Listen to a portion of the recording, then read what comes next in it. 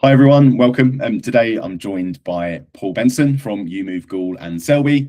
Paul needs little introduction as our most recent Best Individual Franchise Award winner. His results obviously speak for himself.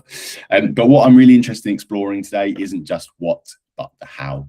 We've got about 15 minutes to dive into the mindset and the habits that allow Paul to maintain such a high level of consistency. Paul, thank you for joining us. Going to get straight into it. I'm going to let you kind of run away with it. So reflecting on your award-winning year, what do you believe were the primary drivers behind that level of performance, whether it was mindset, strategy, or a combination of factors? What really moved the needle for you? Well, Matt, I think it's definitely a combination of factors. There's no one thing that anyone can do to succeed, especially in a business that's as dynamic as this, where every day and every week are so completely different that bring different challenges.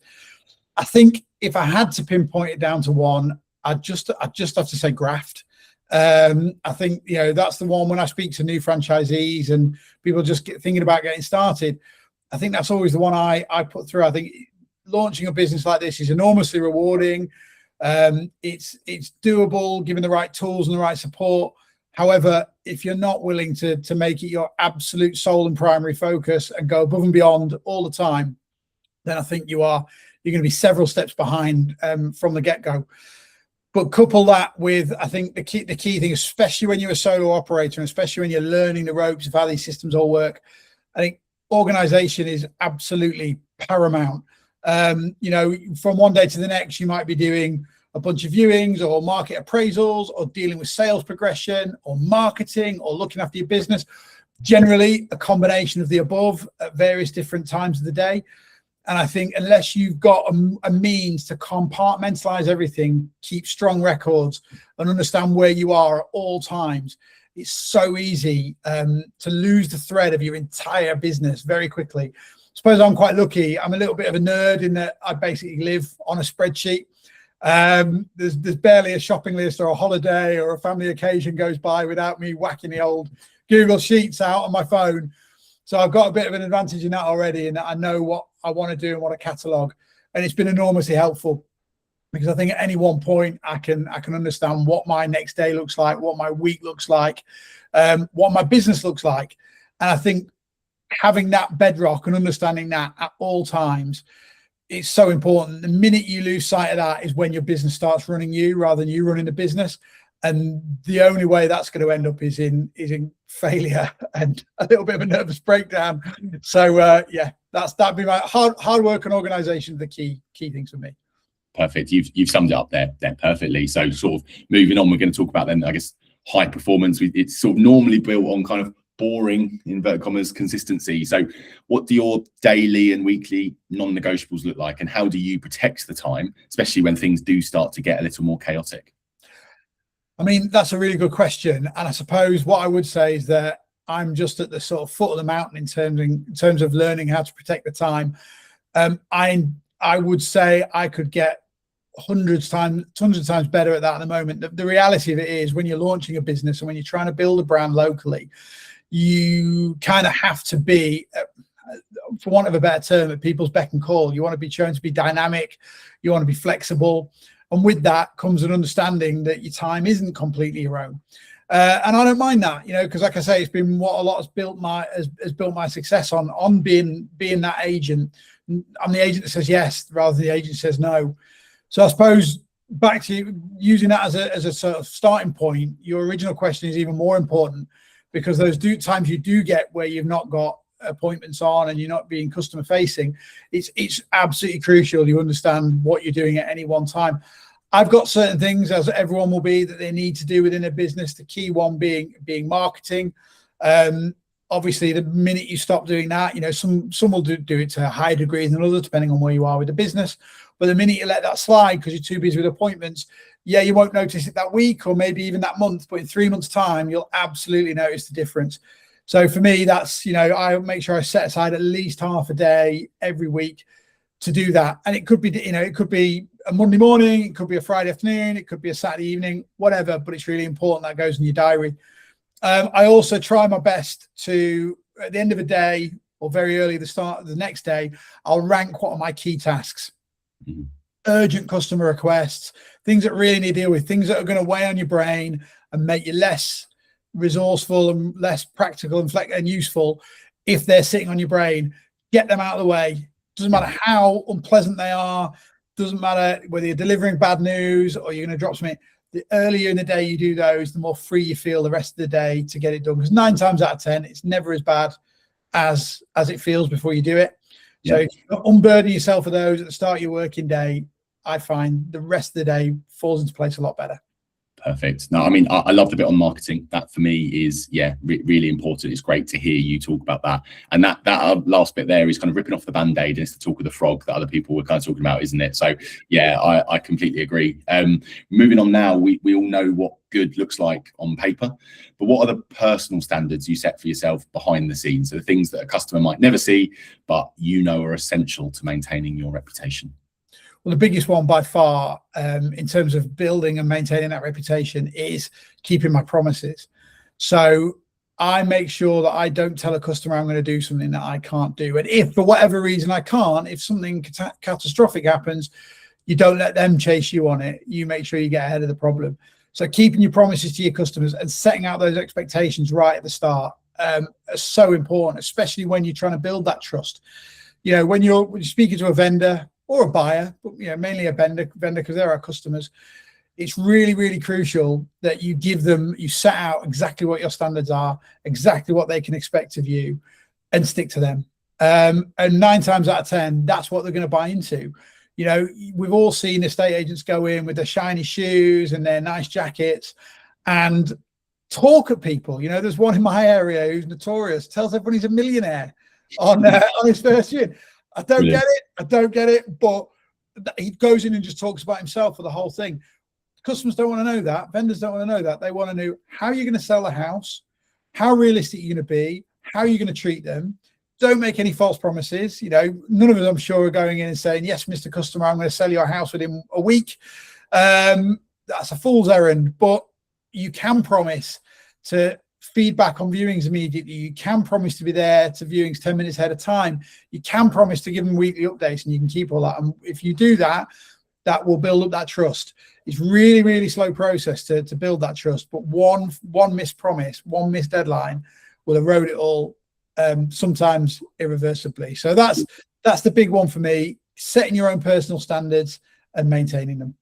No, I can really relate to that, because I think, it's the classic thing of estate agents where they overpromise and underdeliver, and that's just a nightmare. So no, I think that's a perfect thing to really reiterate there, is that if you make a promise, make sure that you follow through. I think that can relate to all walks of life, can't it? Not just absolutely. And one of the things that you'll find, Paul, as a successful solo operator, is you don't have that sort of business partner that's just kind of there day in, day out that maybe you can bounce ideas off. So to fill that gap, I mean, how often do you take a step back and sort of, I mean, we talked about this before, almost have like a business meeting with yourself, or however you would kind of view it, and what would that agenda look like for you? Yeah, I mean, it's an interesting way of phrasing it, that having a business meeting with yourself. It's not something that I've ever really thought about, but when I sort of saw the questions that you were going to put to me, it made me think about that a little bit more. And I realized I'm kind of always having a business meeting with myself. And I think when you are a solo operator, there's nobody to fall back on. There's no one that's going to pick up the slack. You know, the most important thing for me is know your numbers. I could pick up my mobile now and within 30 seconds understand exactly what my pipeline looks like, exactly what my next 6 months, 12 months of completion looks like, exactly how many appointments I've got in the diary over the next week and month. And I think that's the basis of any, I've led and been in plenty of sales meetings in the past, some more productive than others. But the key thing about all of them, having a business meeting with yourself, is that it's all built on A, where we stand, B, where we want to be, and C, how we get there. And I think they're principles that you've got to run a business by anyway. So I would say, as long as you've got that in mind all the time and you're keeping yourself to that standard, what are we doing now?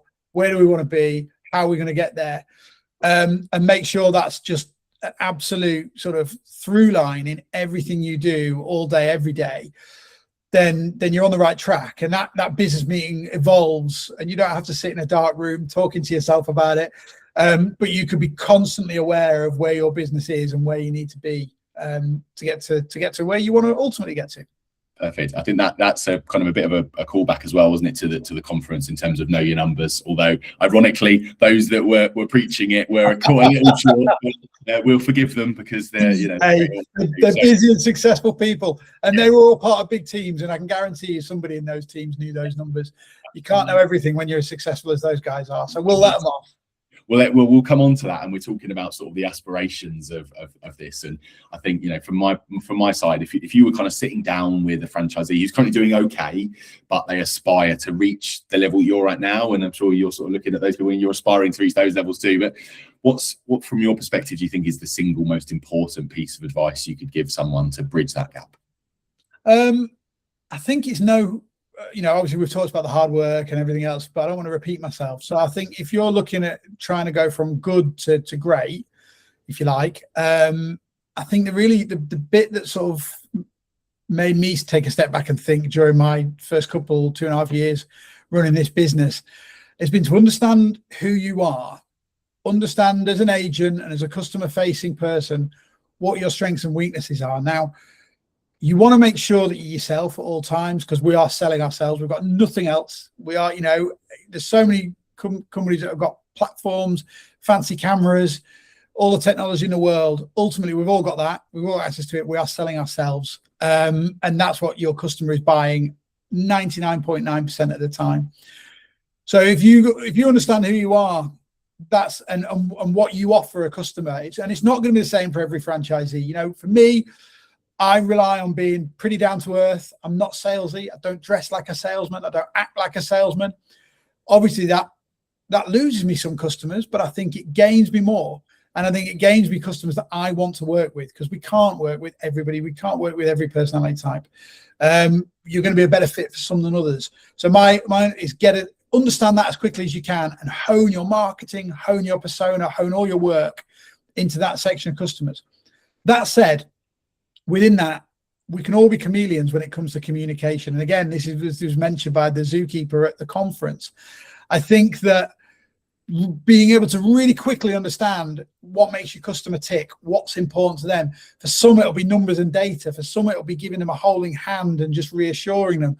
For some, it'll just be talking about football or what's happened on Big Brother at the weekend or whatever. Big Brother, that shows my age. I'm whatever. But I think that understanding how to connect to individuals and how they want to be treated, some want to be and communicated with. Is it text? Is it phone? Is it email? Is it weekly? Is it monthly? Is it daily? Everybody's different, but we can all understand. Successful operators can all understand on a micro level what your customer is and what you need to do and be to them to be successful. And I think that, to me, that was the big light bulb that went off when I realized that. And I realized that every time I'm in front of that customer is an audition, or a viewer as well. Yeah. An audition. Yeah. Be yourself, but a version of yourself that appeals to and communicates well with the person in front of you. And once you crack that, every bit of the customer facing part of this role becomes much, much easier. And that's when I found the referrals started to roll in, the repeat business started to roll in, the trust started to be built. So that's for me, know yourself and know how to communicate.